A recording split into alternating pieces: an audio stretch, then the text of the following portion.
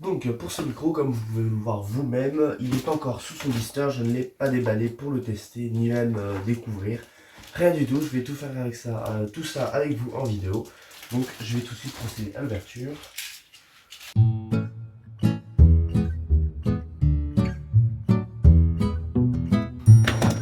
Alors, comment ça se voit?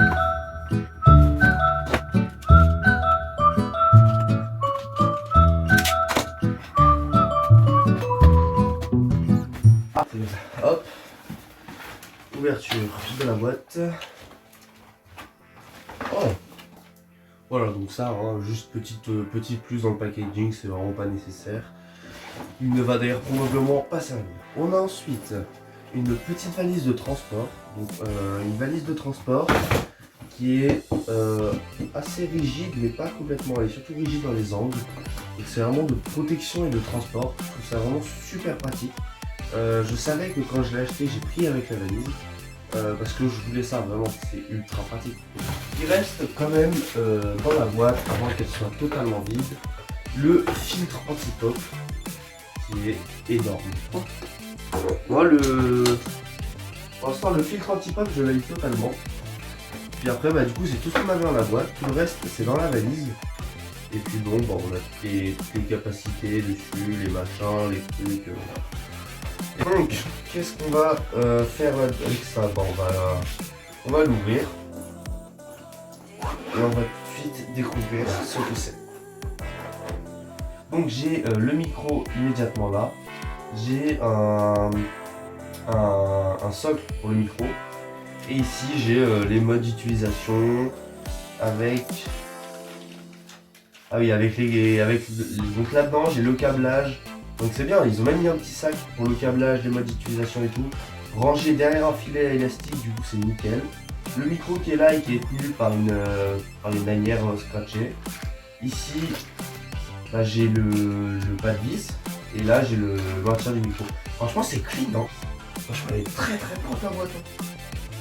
Donc, je vais sortir le micro.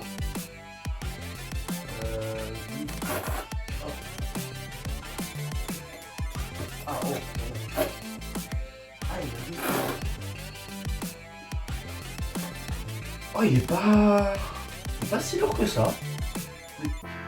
Alors, bon. Franchement, c'est clean, hein. Je valide. Hop. Il y a quand même un... Bon, du coup, vous avez vu, hein, il y a une bonnette filtre anti-pop dessus. Donc, c'est un truc anti-poussière. C'est vachement bien, c'est bien pour protéger le micro de la poussière et tout. Donc, c'est vraiment super bien. Donc là j'ai le micro. Donc c'est un micro avec une prise USB type C. Donc juste ça déjà je valide. Parce que mon PC c'est en type C. Mon téléphone c'est en type C. Le micro maintenant c'est en type C. Je commence à avoir beaucoup de matériel en type C. Donc je valide totalement. Bientôt je vais avoir une enceinte en type C aussi. Donc je valide, ça m'arrange bien. Ça m'arrange même énormément. Donc il y a une prise USB type C. Tout le gros rond là c'est le pas de vis. Donc pour pouvoir visser le micro sur un pied ou sur une perche ou sur un truc comme ça. Donc ça veut dire bien évidemment, ça veut dire que je peux l'enlever du socle, hein. Ça le socle c'est pour le podcast, en fait c'est je pose, hop, c'est un peu lourd. Du coup ça évite que le micro il se balance dans tous les sens. Et ça le permet de le rendre stable. Donc c'est bien, c'est nickel. Et il y a deux pas de vis en fait, parce qu'il y a deux pas de vis universels. Et du coup, dans cette boîte, dans ce petit sachet, j'ai j'ai un convertisseur, genre un convertisseur de pas de vis. Donc en gros, j'ai 4 pas de vis différents. J'en ai un là et un autre petit à l'intérieur. Un autre là qui va faire le petit et le grand. Donc j'ai 4 pas de vis différents. C'est nickel. Je ne pense pas en avoir spécialement l'utilité, mais ouais, franchement c'est clean. J'ai une prise auxiliaire. Et là j'ai un bouton LED. Donc ça va être parce que le micro, bien évidemment, il est rétro-éclairé. Donc il y a des petites lumières un peu partout, je pas. Et c'est pour du coup les éteindre ou les allumer si on veut faire des podcasts de nuit ou des trucs comme ça. Donc ça c'est spécialement pour la partie micro. Dans ce sachet là, du coup, j'ai le convertisseur du micro. Dans mes mains là, j'ai une fourche. Une fourche.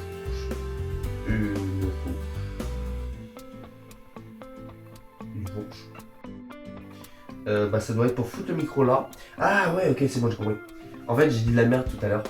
Le pas de vis, en fait, il sert pas pour le micro. Enfin, je pense qu'il marche aussi, mais on sait jamais. Le pas de vis, genre, il sert pas à se mettre là et ensuite à fixer le micro sur un bras. On fixe ça sur un bras et ensuite ça, on le fixe sur le micro. Je pense que ça doit être... c'est mieux, je pense. C'est tout. C'est genre... je pense que c'est mieux genre pour la maniabilité, comme ça tu peux quand même tourner le micro plutôt que de l'avoir vraiment bloqué au bout. Tu peux quand même le tourner comme ça. Du coup, je pense que c'est bien. Mais j'ai pas de bras télescopique, donc c'est pas très grave. Et j'ai donc dans ce petit sachet, donc bien évidemment, il y a un deuxième sachet à l'intérieur. Niveau écologie, ça c'est pas tip top. Donc là, j'ai les modèles, les notices d'utilisation et tout. Donc faut savoir qu'il y a deux versions de ce micro. Il y a le normal et il y a le pro. Moi j'ai pris le pro parce que je suis un gros teglai.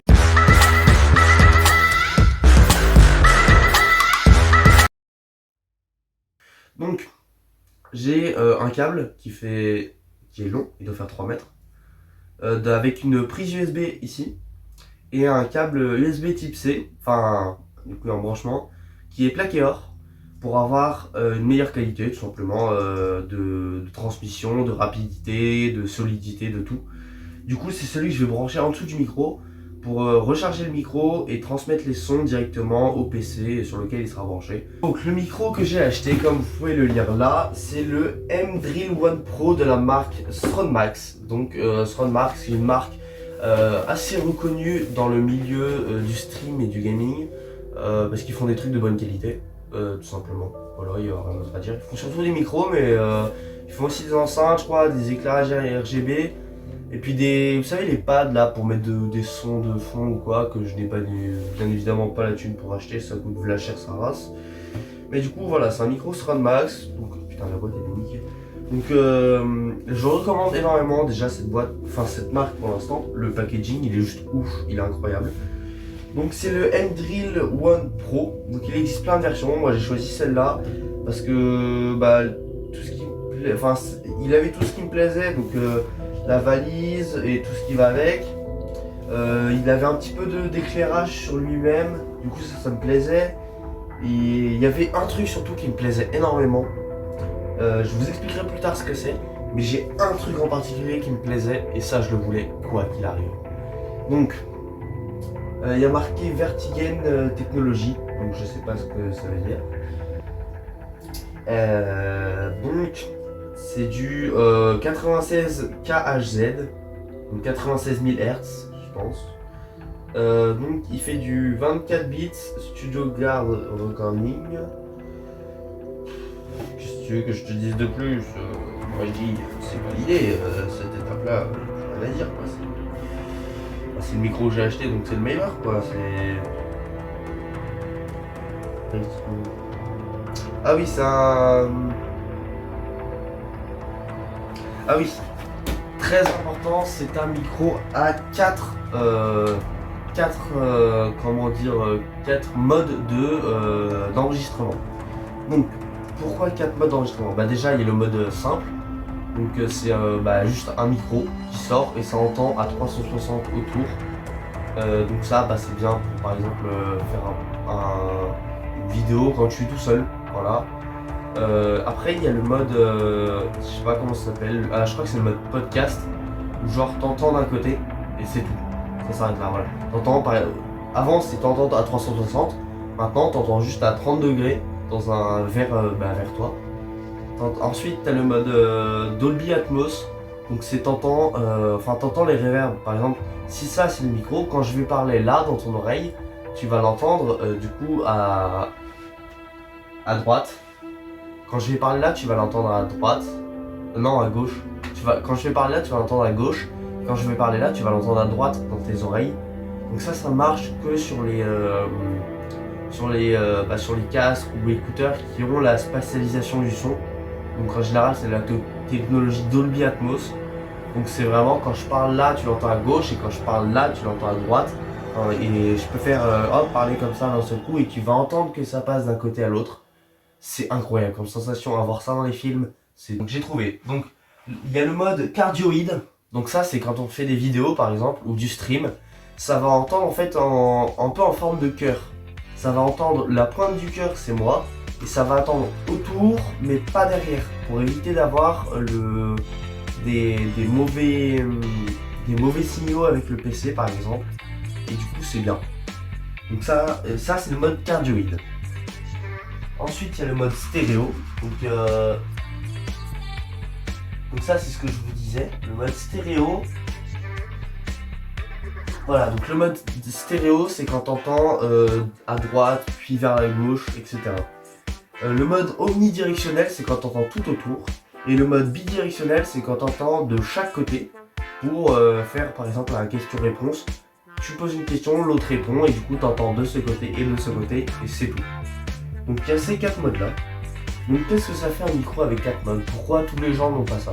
Tout simplement parce que le fait d'avoir 4 modes sur un micro, forcément ça rend le micro moins bien dans une spécialité ou une autre. Moi par exemple le micro, il sera meilleur en cardioïde qu'en en omnidirectionnel. Pourquoi? Parce qu'il n'a pas été créé pour faire de l'omnidirectionnel. On peut faire de l'omnidirectionnel, mais il n'a pas été créé pour ça. Du coup, il sera moins bon. Et du coup, pourquoi faire des trucs spécialisés? Pour avoir simplement un meilleur son. Les gens qui vont faire que du cardioïde, ils vont acheter un micro cardioïde. Comme ça, ils ont un meilleur micro pour moins cher. Moi, j'ai acheté un truc 4, même si je ne vais pas forcément faire les 4. C'est parce que je suis très polyvalent. Du coup, je vais faire un peu de tout et je ne veux pas prendre le risque de ne pas avoir acheté le bon truc et le regretter. Donc voilà, moi j'ai pris les 4 modes. Voilà les amis, du coup c'est la fin de cette vidéo. Vous pouvez le remarquer, il s'est passé beaucoup de temps entre la réelle fin de cette vidéo et cette outro et la fin de montage. Donc c'est la fin de la vidéo. J'ai juste oublié de vous préciser quand même que le micro coûte en moyenne 150 € en fonction des différents sites. Donc voilà, 150 € pour un très bon micro que je vous conseille. Après à vous de voir si vous investissez ou pas. Et du coup moi je vous dis à tout de suite pour une prochaine vidéo.